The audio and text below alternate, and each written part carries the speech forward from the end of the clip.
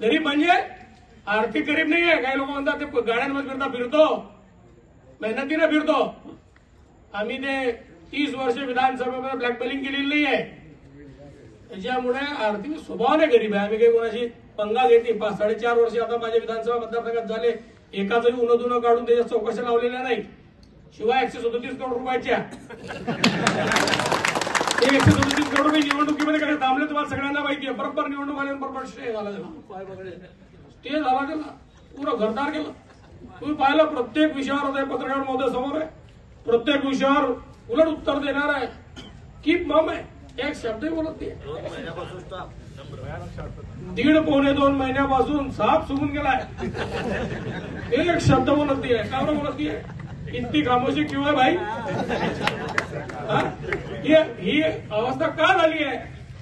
तर ही अवस्था याच्यासाठी झाली आहे की काहीतरी आता पदरात पडून घ्यायचं. माहितीये काय? 137 करोड तर पूर्ण भयान झाले होते. अरे आमच्या काही लोकांना इथले एक ब्रास कधी गौण खनिज उत्खनन केलं तर त्याला 27,000 रुपये दंड होतो. एखाद्याने 1,70,000 रुपये दंड होतो. एखाद्याने शेत हे केलं तर त्याच्यावर 70 लाख रुपये दंड होतो. भोजे लगेच बसतात. अरे यांच्या याच्यावर 10 महिने झाले 137 करोड म्हणजे भोजेच बसू शकले नाही. आज जिल्हा प्रमुख साहेब या, ही परिस्थिती आहे. दोघं पक्षांमध्ये बरोबर नियोजन चाललंय. दोघं पक्षांची बरोबर खेळी चालली आहे. सर्वसामान्य जनता हुशार आहे. सर्वसामान्य जनतेला सगळं समजत आहे. हे पब्लिक आहे बाबू, हे सब जानती है असं मला वाटतं. कारण हा मतदारसंघ इतका हुशार लोकांचा मतदारसंघ आहे. या मतदारसंघाने इतिहास घडवला. सर्वसामान्य कुटुंबातला एक गोरगरीब कुटुंबातला माणूस उठून उभा केला, बसवला, त्याला व्यासपीठावर बसवला. असंच बसवला नाही. म्हणून मला असं वाटतं की या मतदारसंघात काही सांगण्याची गरज नाही, आवश्यकता नाही. काय चाललंय तुम्ही पाहता. आता उमेदवारासंदर्भात काय चाललंय? दररोज एक नाव येतं, एक नाव येतं. काही बगल बच्चे त्यांच्या बगलातून काढून ते समोर उभे केलं. ये उमेदवार, ये उमेदवार. अरे त्याला पण काल पाहिला नाही.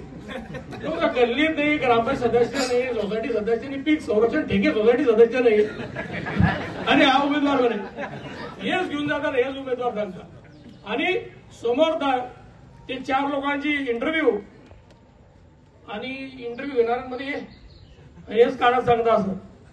और ही काय स्थिती मुक्ताईनगरचा मतदार रावेर लोकसभा मतदारसंघाची.